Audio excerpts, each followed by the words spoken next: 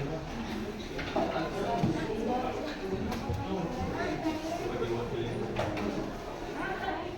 before we start the class today, let's pray together. Pray together.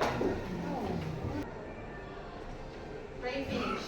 Yaman. Greetings.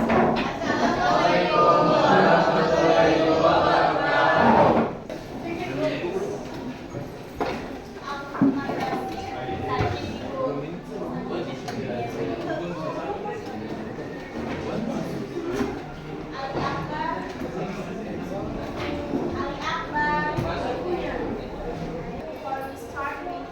Myself, my name is Mika, then call me Misaka. And now I'm gonna be the teacher for today. I will write the material in the board here. But for it, I want you to please open the book in page 59. After that, please read the text here about the importance of drinking water.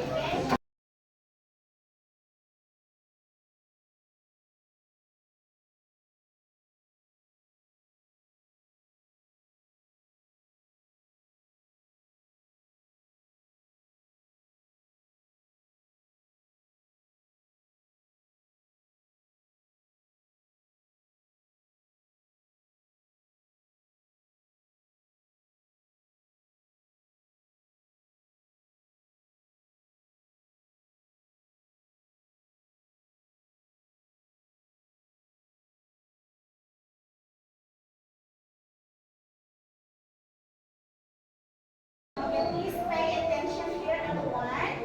So we are going to talking about this kind of material. Are you familiar with this? Or others are familiar with this? If not, ayo kita fokus in here. I was writing what are the things that we are going to do. Kalau misal kalian setuju, di sini ada topik, ada dua topik. Kalau misal teman-teman setuju, teman-teman bikin kayak gini. Oke? Kalau misalnya saya setuju bikin kayak gini. Oke? Kalau saya setuju bikin kayak gimana? Ini nggak setuju. Kalau setuju? Alright. Ready? The first one is online learning is better than face-to-face learning. 1, 2, 3.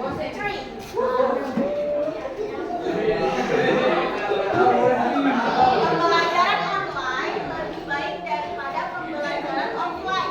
Setuju? Oke. Ada yang setuju, ada yang tidak setuju.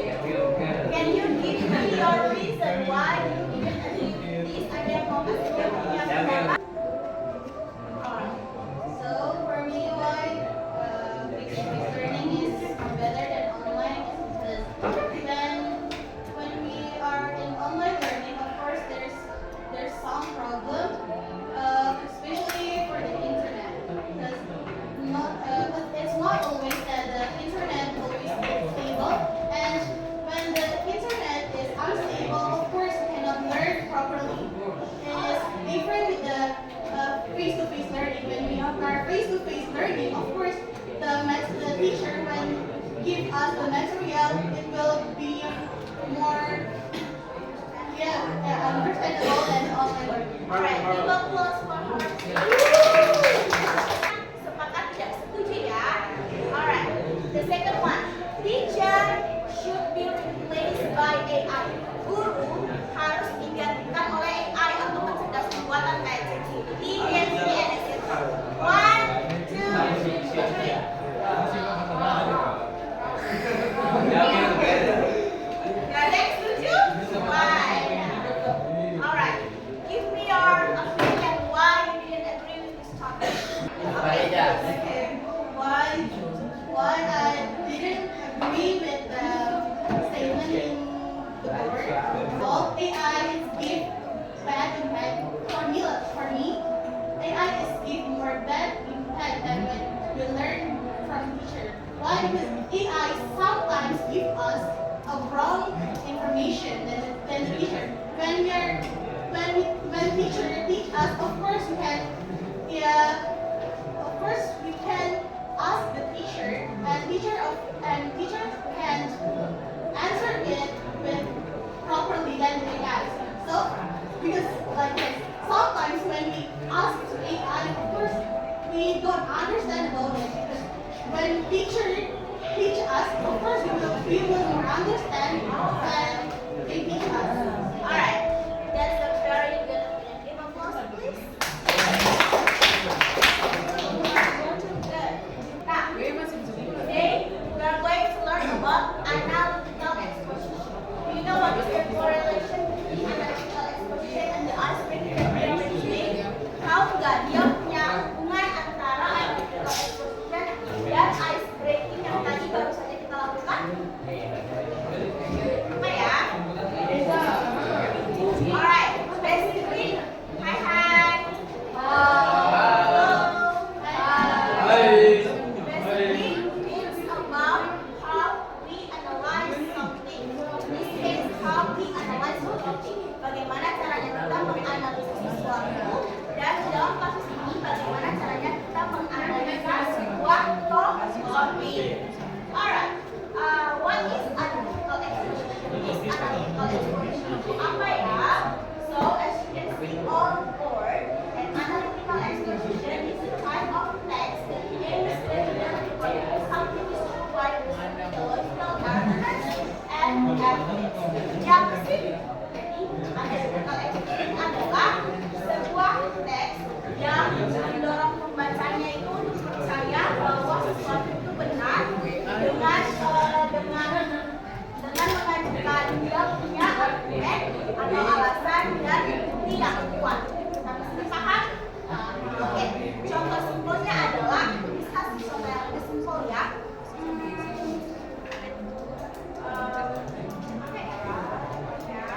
Alright, contohnya, what's your name, boys? Fatir. Alright. Fatir is a kind person. Fatir adalah orang yang baik. Kalau bisa Miss bilang hal itu kepada orang lain yang belum tahu Fatir, apakah dia bisa langsung percaya kalau Fatir itu adalah orang yang baik? No. Ya kan? Terus caranya kayak gimana supaya orang itu bisa percaya? Caranya adalah kasih alasan. Fatir itu paling baik. Soalnya toh, Fatir harus sumbang 271 triliun untuk pesantren. Apakah dia bisa langsung percaya? Oke, masih belum bisa. Dengan apa lagi? Kasih evidence atau bukti. Buktinya tanya, sudah sah fotonya dia dengan uang 271 triliun. Apakah orang tadi bisa percaya kalau Fatir adalah is a kind person? Yes. Karena apa? Karena sudah ada alasan dan sudah ada buktinya. So far understand? Basically, analytical exposition itu sesimpel itu. Alright? And then, what is the purpose of analytical exposition is? The purpose is to persuade the reader or listener with reasoning, untuk mendorong orang pembaca atau pendengar untuk percaya yang disertai dengan alasan-alasan kayak tadi yang contohnya yang sudah kasih. Okay. And then the structure of analytical exposition. Sejauh ini dia punya pengertian dari analytical exposition itu udah paham banget. Udah paham bagian sini, udah paham? Sana? Udah paham? Alright. Nah, the structure of analytical exposition. Ada 3 structure atau ada 3 struktur dari analytical exposition. Yang pertama adalah tesis, yang kedua adalah argumen, dan yang ketiga itu reiteration. Tesis itu apa, Miss? Tesis is a statement, adalah pernyataan awal yang diungkapkan. Contohnya kayak tadi dia punya pernyataan awal gimana? Lihat tadi mesti contoh. Yes, Fatir is a kind person. Itu adalah dia punya statement. What is thesis? Adalah statement atau pernyataan awal kayak tadi. Fatir is a kind person. Itu adalah pernyataan awal. And then the argument atau reasoning. Nah, thesis itu biasanya berada di bagian awal, ya awal paragraf.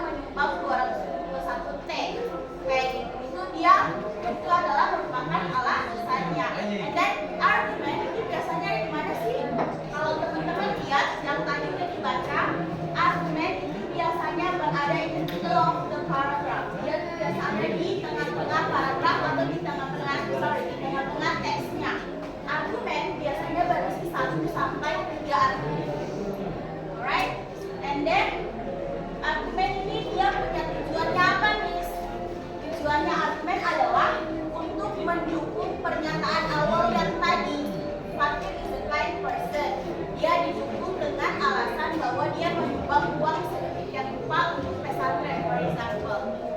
Reasoning ini dia mendukung statement ini supaya statementnya bisa menjadi lebih kuat. Yes, that's good. And then the last one is reiteration. What is reiteration?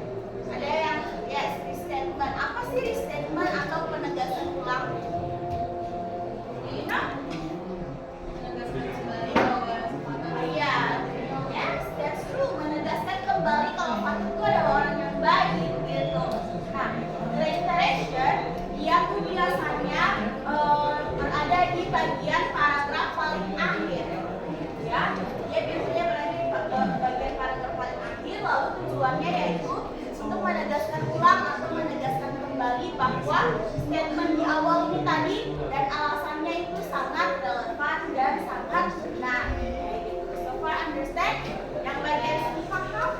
So far understand? Alright. How many structure of analytical exposition? Hi everyone. How many structure of analytical exposition? 3. What are those? first one is thesis, then arguments, and reiteration. What are those? Apa itu? Ada 3 struktur. Strukturnya apa aja? Yang pertama,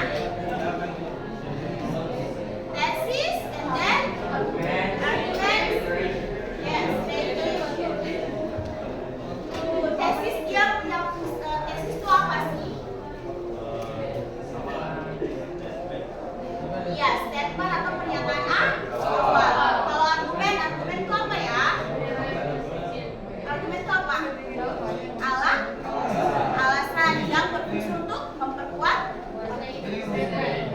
tesis. Yes, tesis atau statement.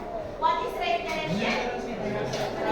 Ulang. Fungsinya untuk apa? Yes, good. Fungsinya untuk apa? Reiteration itu untuk menegaskan ulang atau menegaskan kembali. So far yang gue kita paham. Kita lanjut ke language features, ya. Jadi language features itu apa? Apa means? Dalam bahasa Indonesia adalah kaidah kebahasaan, alright? Kaidah kebahasaan dalam analytical exposition umumnya itu ada 2. Yang the first one is simple present tense, and the second one is the connectors, ya, connectors. Ada yang familiar sama simple present tense? Semuanya familiar sama simple present tense? So what is simple present tense? Simple present tense adalah teks yang menjelaskan situasi yang sedang terjadi saat ini atau yang sedang berlangsung atau yang pada masa sekarang gitu. Contohnya sekarang kita lagi apa? Belajar apa? Bahasa Inggris. Nah, itu yang dinamakan simple present tense. Lalu untuk mengetahui kalau itu simple present tense dalam teks analytical itu kayak gimana? Biasanya simple present tense itu ditandai dengan apa? Verb. Ya. Verb one. Contohnya perempuan itu kayak gimana? Kayak, wait. What is verb? Apa itu verb? Kata kerja. Apa sih yang dimaksud dengan kata kerja? Contohnya, istilahnya, saya makan ayam hari ini. Kata kerjanya yang mana? Makan. Saya belajar hari ini. Kata kerjanya yang mana? Saya minum hari ini. Gitu. Jadi simply verb adalah kata kerja yang menjelaskan sebuah aksi. Makan, minum, pergi, etc. Oke? Nah, simple present tense. Terus kenapa di analytical exposition itu harus simple present tense? Balik lagi ke definisi yang tadi, simple present tense adalah tense yang menjelaskan situasi pada masa sekarang. Basically, analytical exposition, isu-isu yang ada di analytical exposition adalah isu yang membahas mengenai sesuatu yang sedang terjadi pada masa sekarang atau yang sedang berlangsung. That's it. Alright, paham untuk simple present tense? Paham? Alright, now we move to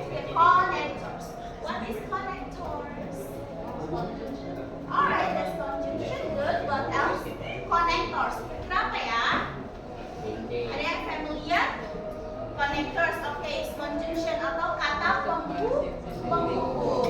Alright, connectors di dalam analytical exposition di sini yang highlight ada dua, connectors sequencing dan connectors adding. Maksudnya sequencing itu apa nih? Connectors sequencing adalah connectors atau kata penghubung yang menghubungkan paragraf satu dan paragraf lainnya. Alright, connector sequencing itu apa? Connectors yang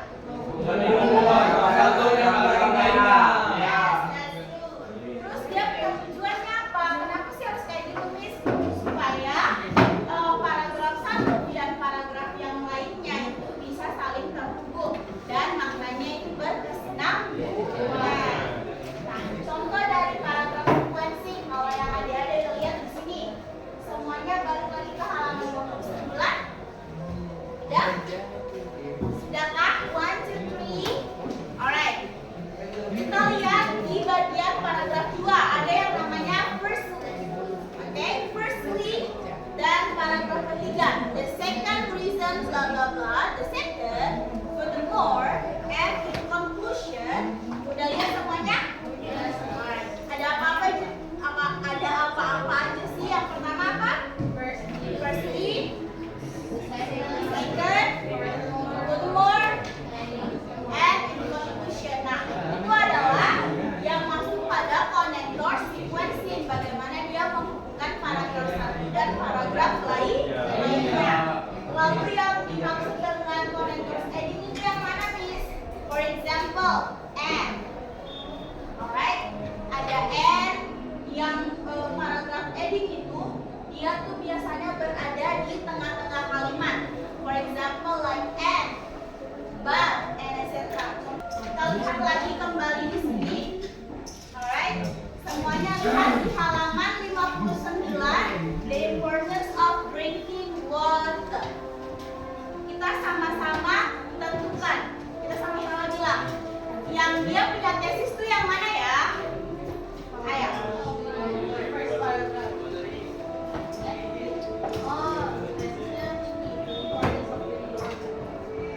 Are you sure this is the thesis? I think this is the title, right? Where's the thesis? Yes. Louder please, boys. What is that?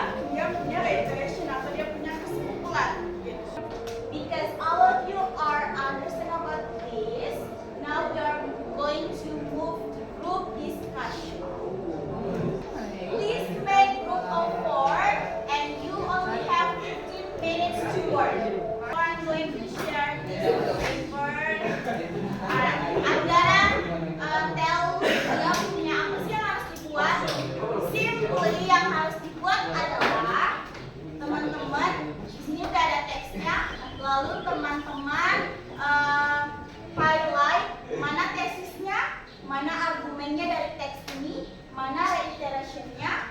Kemudian kalian kalau dapatkan dia punya verb 1, kalian harus lingkar.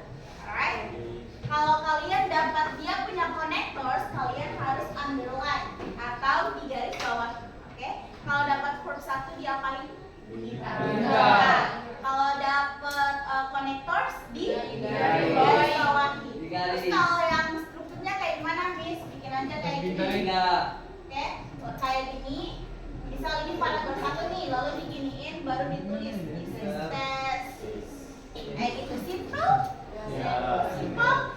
Setelah itu akan ada 2 orang yang presentasi, yang satu jadi moderator and the second one is the speaker.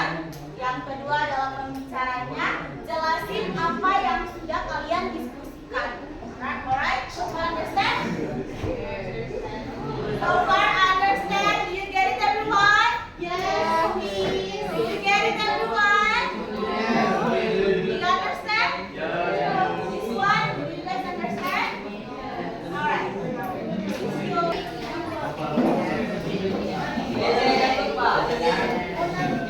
Kelompok 2 yang mana? Kelompok 6. Kelompok 6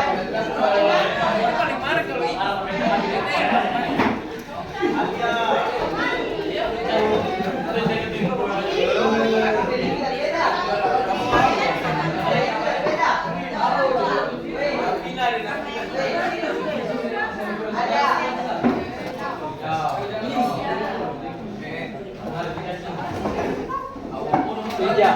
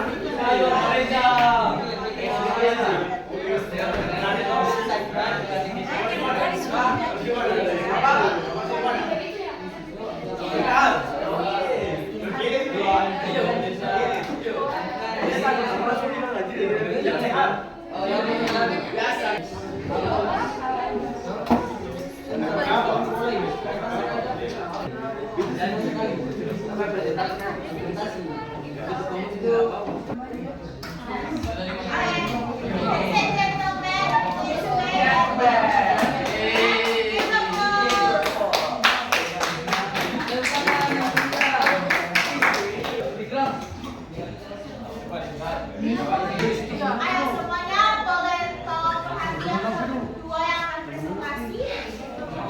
Artificial intelligence or AI. And the last is reiteration on the last paragraph or the fourth paragraph is now about the conclusion of why the artificial is bad and bad. Okay, so our task is to found the correct one and connector sequencing and adding. So here I have some words that I found on our paper. The first verb is become, then bring, lead to, understand, phrase, place, increase, close, feel, take over, spread, manipulate, plan, communicate, increases, gives, impact, treated, connector sequencing. In here I have 2 connector sequencing that I follow every task. The first is personal and in conclusion. In connector adding I have 4 connector adding. The first is in addition, furthermore, moreover, and therefore.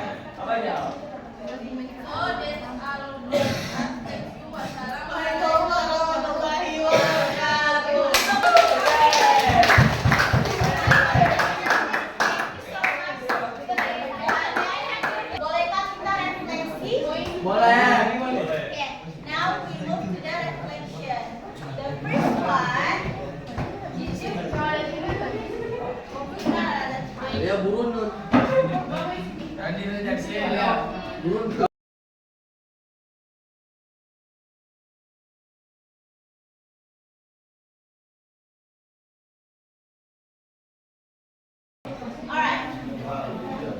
Now we are going to do the reflection. So what is reflection? Atau refleksi itu apa ya kira-kira? Refleksi adalah kita mengulang kembali gitu. Mengulang kembali apa sih yang sudah kita pelajari, apa sih yang sudah kita dapatkan. Alright.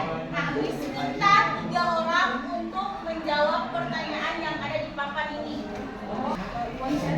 Yes. And what are faith?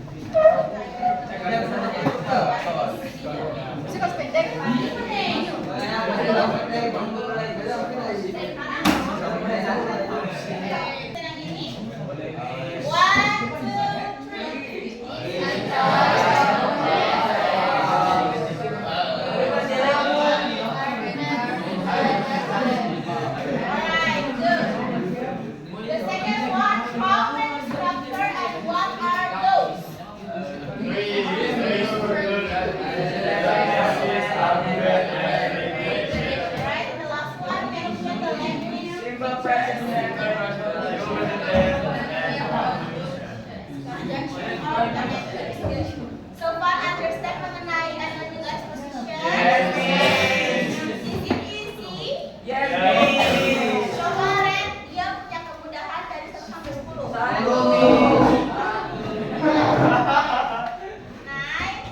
Oke. Is it 9? 7? Why 7? Yang 3 yang kemana?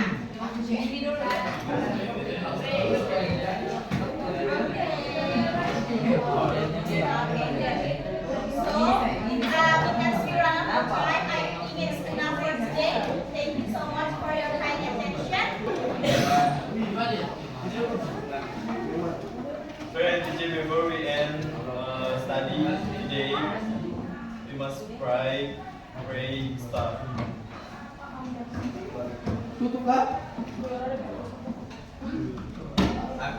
Pray finish. Stand up, please.